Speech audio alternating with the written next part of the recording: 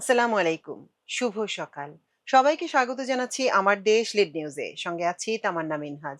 আমাদের আজকের লিড নিউজের শিরোনাম, হাসিনার সম্পত্তির ক্রোকাদেশ পুরোপুরি বাস্তবায়ন হয়নি। নিউজটি লিখেছেন এম এ নোমান ও আনোয়ারুল আজিম তুহিন। চলুন দর্শক জেনে নেওয়া যাক লিড নিউজটির বিস্তারিত। মানবতা বিরোধী অপরাধে মৃত্যুদণ্ডপ্রাপ্ত ফ্যাসিস্ট শেখ হাসিনা ও রেহানার সম্পত্তি বাজেয়াপ্তের আদালতের নির্দেশ বাস্তবায়ন হয়নি। হাসিনা, রেহানা সহ তাদের সন্তান ও পরিবারের অন্য সদস্যদের সম্পত্তির কিছু অংশ বাজেয়াপ্ত করা হলেও অধিকাংশই তাদের নিয়ন্ত্রণে রয়েছে। এর আগে আন্তর্জাতিক অপরাধ ট্রাইব্যুনাল আইসিটি হাসিনার স্থাবর অস্থাবর সব সম্পত্তি বাজেয়াপ্তের আদেশ দিয়েছিল। আর ঢাকার বিভিন্ন আদালতে দুর্নীতি দমন কমিশন দুদকের আবেদনের পরিপ্রেক্ষিতে হাসিনা পুত্র সজীব ওয়াজেদ জয়, মেয়ে সাইমা ওয়াজেদ পুতুল, বোন শেখ রেহানা এবং তার ছেলে রাদওয়ান মুজিব সিদ্দিক ববি ও মেয়ে টিউলিপ সিদ্দিক সহ তাদের কয়েকজন নিকটাত্মীয়ের সম্পত্তি বাজেয়াপ্তের আদেশ দেয়। অনুসন্ধানে দেখা গেছে গাজীপুরের টিউলিপ টেরিটরির মালিকানা শেখ পরিবারের হাতেই রয়েছে। দেখভালও করছেন তাদেরই লোকজন। এছাড়া রাজধানীর ধানমন্ডির সুধা সদন ক্রোকের আদেশ দেওয়া হলেও সেটা এখন ভবঘুরেদের দখলে। তবে ব্যাংকের লকারে থাকা হাসিনার ৮৩২ ভরি স্বর্ণালংকার জব্দ করেছে সরকার। সংশ্লিষ্টরা জানিয়েছেন, রেহানার দেবর তারিক আহমেদ সিদ্দিকের ৫২ বিঘা জমি জব্দের আদেশ বাস্তবায়ন হয়নি। আদালতের আদেশ মেনে রাজধানী উন্নয়ন কর্তৃপক্ষ রাজুকের অনুকূলে নেয়া ৬০ কাঠার প্লট বাজেয়াপ্ত করা হয়েছে। পাশাপাশি দেশের বিভিন্ন ব্যাংকে তাদের ১২৪ অ্যাকাউন্টে থাকা ৩৯৪ কোটি টাকা জব্দ করা হয়েছে।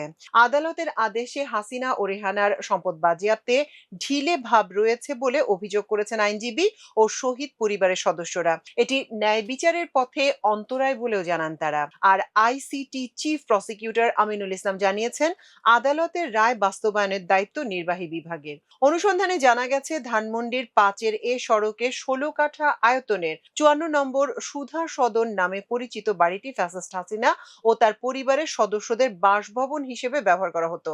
পরমাণু বিজ্ঞানী ওয়াজেদ মিয়ার মৃত্যুর পর ভবনটির মালিক হন জয়, পুতুল এবং হাসিনা। আইসিটির আদেশে হাসিনার অংশ এবং দুদকের আবেদনে ঢাকার একটি আদালত জয় ও পুতুলের অংশ ক্রোকের নির্দেশ দেয়। দুদকের এক কর্মকর্তা জানান, হাসিনা মৃত্যুদণ্ডপ্রাপ্ত আসামি। জয় ও পুতুল যুক্তরাষ্ট্র ও কানাডার নাগরিক। তারা বিভিন্ন মামলায় আসামি। এসব কারণে আদালত বাড়িটি ক্রোকের আবেদন করা হয়েছে। তবে এটি এখন পরিত্যক্ত ও ধ্বংসপ্রাপ্ত অবস্থায় রয়েছে।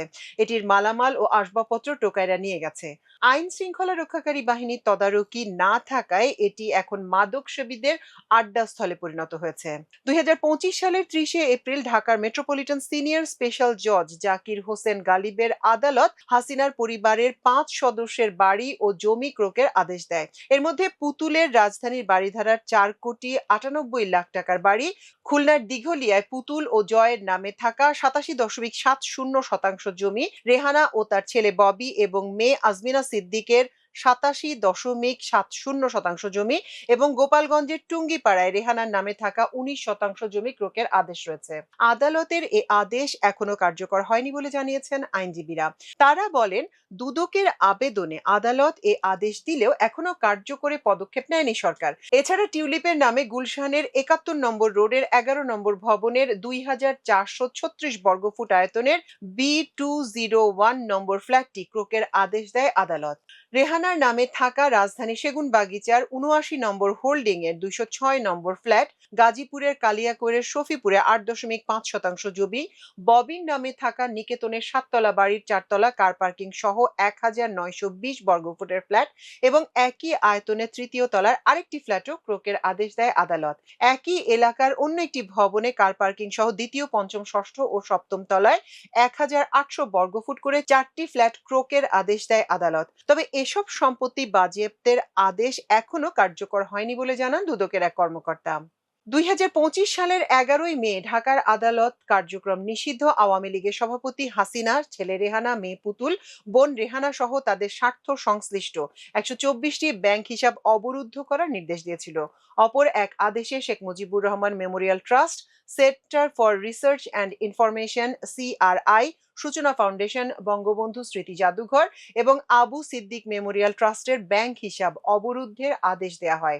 আদালতের এ দুটি আদেশ কার্যকর হয়েছে বলে জানান দুদকের কর্মকর্তারা। দুদকের অনুসন্ধান টিমের এক সদস্য জানান, দুর্নীতির অভিযোগ থাকায় হাসিনা, রেহানা, জয়পুতুল ও তাদের স্বার্থ সংশ্লিষ্টদের নামে 31টি ব্যাংক হিসাবে থাকা 394,60,72,000 টাকা দুদকের আবেদনে অবরুদ্ধ করা হয়েছে। তিনি বলেন, হাসিনা, রেহানা, জয়পুতুল ও তাদের স্বার্থ সংশ্লিষ্ট 31টি অ্যাকাউন্টের অস্থাবর সম্পত্তি অন্যত্র হস্তান্তর বা বেহাত করার চেষ্টা করেছেন। এটা জানতে পেরে দুদকের পক্ষ থেকে বিপুল এ টাকা অবরুদ্ধের আবেদন করলে ঢাকা মহানগর সিনিয়র স্পেশাল জজ জাকির হোসেন গালিব ওই আদেশ দেন। এছাড়া পুতুলের গুলশানের একটি ফ্ল্যাট জব্দ এবং সূচনা ফাউন্ডেশনের 14টি ব্যাংক হিসাবে গচ্ছিত 48,35,00,000 টাকা অবরুদ্ধ করা হয়েছে বলে জানান ওই কর্মকর্তা। এই বিপুল অর্থ রাষ্ট্রের অনুকূলে বাজেয়াপ্ত করার বিষয়টি এখন প্রক্রিয়াধীন বলেও জানান তিনি। দুদকের কর্মকর্তারা জানিয়েছেন, গাজীপুর মহানগর থেকে 13 কিলোমিটার দূরে মৌচাকের তেলি চালায় 35 বিঘার উপর টিউলিপের নামে গড়ে তোলা হয় টিউলিপ টেরিটরি। এছাড়া বাঙালগাছ এলাকায় 25 বিঘা এবং ফাওকাল এলাকায় 23 বিঘার উপর দুটি বাগান বাড়ি রয়েছে রেহানা পরিবারের। রেহানার স্বামী ডক্টর শফিক আহমেদ সিদ্দিক ও তাদের সন্তান ববির নামে রয়েছে আরো 231 শতক জমি। শফিক ও ববির নামে 18টি দলিলে কেনা হয় এ বিপুল পরিমাণ জমি। দুদকের আবেদনের পরিপ্রেক্ষিতে 2025 সালের 24শে জুলাই ঢাকা মহানগর জ্যেষ্ঠ বিশেষ জজ আদালত এসব সম্পত্তি ক্রোকের আদেশ দেয়। সবশেষ তথ্য অনুযায়ী এসব সম্পত্তি এখনো রেহানা পরিবারের সদস্যদের নিয়ন্ত্রণে রয়েছে। তাদের নিয়োজিত কেয়ারটেকার এগুলি দেখভাল করছেন। আইসিটির হাসিনার সব স্থাবর ও অস্থাবর সম্পত্তি জব্দের রায় তামিল করতে গিয়ে দুদক অগ্রণী ব্যাংকে তাদের দুটি লকারের সন্ধান পায়। দুদকের অনুসন্ধান টিমের এক সদস্য জানান, হাসিনার দুটি লকার থেকে 832 ভরি স্বর্ণালংকার পাওয়া গেছে। লকার খোলার সময় দুদকের কর্মকর্তাদের পাশাপাশি এনবিআর এর কেন্দ্রীয় গোয়েন্দা সেলের সদস্য ও বাংলাদেশ ব্যাংক সহ সংশ্লিষ্ট কর্মকর্তারা উপস্থিত ছিলেন। হাসিনার সাবেক সামরিক উপদেষ্টা ও রেহানার দেবর তারিক আহমেদ সিদ্দিক ও তার স্ত্রী শাহিন সিদ্দিকের নামে গাজীপুরে থাকা 52 বিঘা জমি জব্দের আদেশ দিয়েছিল ঢাকা মেট্রোপলিটন সিনিয়র স্পেশাল জজ আদালত। এসব জমির মূল্য দেখানো হয়েছে 26,18,00,000 টাকা। আদালত জব্দের আদেশ দিলেও বর্তমানে এসব সম্পত্তি তাদের নিয়ন্ত্রণে রয়েছে বলে সূত্র জানিয়েছে। রাজুকের আলোচিত পূর্বাচল নতুন শহর প্রকল্পে স্বয়ং নিজের নামে প্লট বরাদ্দ নিয়েছিলেন শেখ হাসিনা। শুধু তিনি একা নন, তার ছেলে জয়, মেয়ে পুতুল, ছোট বোন রেহানা ও তার 2 ছেলে মেয়ে 10 কাঠা করে প্লট নেন। বর্তমান বাজার মূল্যে প্রতিটি প্লটের দাম 12 কোটি টাকা বলে জানান দুদকের কর্মকর্তারা। তাদের এসব প্লট আয়কর বিবরণীতেও দেখানো হয়নি। আদালতের আদেশে এসব প্লট বরাদ্দ বাতিল করে রাজুকের অনুকূলে নেওয়া হয়েছে বলে জানিয়েছেন সংস্থাটির কর্মকর্তারা।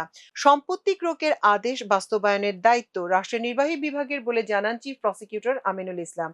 তিনি জানান, আইসিটির আইনানুযায়ী ট্রাইব্যুনাল যে কোনো মামলার রায় দিতে পারে, তবে তা বাস্তবায়নের দায়িত্ব স্বরাষ্ট্র ও আইন মন্ত্রণালয় সহ সংশ্লিষ্টদের। বাস্তবায়নের বিষয়ে প্রসিকিউশনের কিছু করার থাকে না। বাস্তবায়নের অগ্রগতি নিয়ে আপনাদের পক্ষ থেকে সংশ্লিষ্ট দপ্তরে যোগাযোগ করা হয়েছে কিনা এমন প্রশ্নে চিফ প্রসিকিউটর বলেন, প্রসিকিউশনের পক্ষ থেকে যোগাযোগ করা হয়নি, এ বিষয়ে অগ্রগতি নিয়ে কিছু জানি না। আদালতের দেয়া আদেশ বাস্তবায়নের ক্ষেত্রে কোনো কারণ ছাড়াই বিলম্ব হলে সরকারের নেতিবাচক ভাবমূর্তি তৈরি হবে। এছাড়া জুলাই হত্যাকাণ্ডের বিচার নিয়ে সরকারের সদিচ্ছা নিয়েও প্রশ্ন উঠবে বলে মনে করেন রাষ্ট্রবিজ্ঞানী ও রাজনৈতিক বিশ্লেষক অধ্যাপক ডক্টর দিলারা চৌধুরী। তিনি বলেন, জুলাই হত্যাকাণ্ডের বিচার নিয়ে সরকারের একটা কালক্ষেপণ নীতি লক্ষ্য করা যাচ্ছে। এত বড় একটা খুনির বিষয় আদালত রায় দিয়েছে, দ্রুত সময়ের মধ্যে আদেশ বাস্তবায়ন করা ছিল সরকারের প্রধান দায়িত্ব, অথচ গড়িমসি করছে। কি কারণে এসব করছে তারাই ভালো জানে। এ সরকারের মূল ভিত্তি হলো জুলাই শহীদেরা।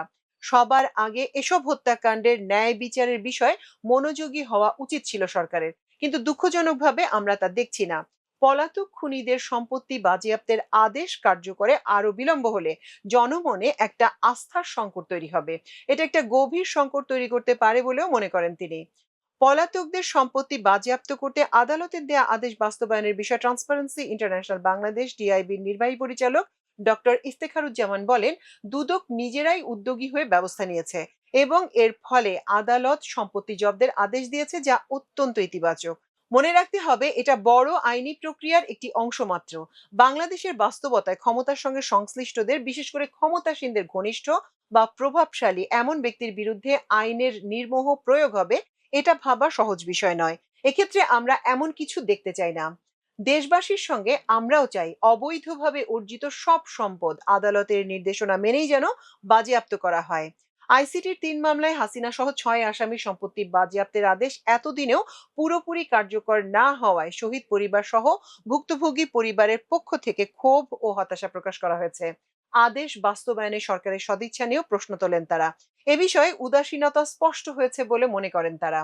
শহীদ শাহরিয়ার খান আনাসের মা সঞ্জিদা খান দীপ্তি ক্ষোভ প্রকাশ করে বলেন, খুনিরা আমার প্রিয়তম সন্তান আনাস সহ এদেশের শত শত ছেলে মেয়েকে হত্যা করেছে, হাজারো মায়ের বুক খালি করেছে। শহীদের বাবা মায়েরা সন্তান হারিয়ে দিশেহারা হয়ে বেঁচে আছেন, আর খুনিরা বিদেশে আরামায়েশে জীবন কাটাচ্ছে। তাদের মৃত্যুদণ্ড হলেও এখনই কার্যকরের সুযোগ নেই। তাদের সম্পদ বাজেয়াপ্তের আদেশ কার্যকর করা হলেও একটা দৃষ্টান্ত তৈরি হতো। কিন্তু দুঃখের বিষয় হলো রায়ের পর ৭ মাস পার হয়েছে, এখন পর্যন্ত সরকার এ বিষয়ে কোনো উদ্যোগ নেয়নি। সরকারের সদিচ্ছা নিয়ে আমাদের সন্দেহ হচ্ছে। এ বিষয়ে সর্বোচ্চ উদাসীনতা দেখতে পাচ্ছি আমরা। শহীদ ফারহান ফাইয়াজের বাবা শহীদুল ইসলাম ভূঁইয়া বলেন, এতদিনেও সরকার কেন খুনিদের সম্পদ বাজেয়াপ্তের আদেশ কার্যকরে কোনো উদ্যোগ নিচ্ছে না আমরা জানতে চাই। এটা খুবই দুঃখজনক। সরকারের কাছে আমার আবেদন যেন দ্রুত সময়ের মধ্যে আদালতের দেয়া আদেশ বাস্তবায়ন করা হয়। দর্শক, এই ছিল আমাদের আজকের লিড নিউজ। এতক্ষণ সঙ্গে থাকার জন্য কৃতজ্ঞতা। আল্লাহ হাফেজ।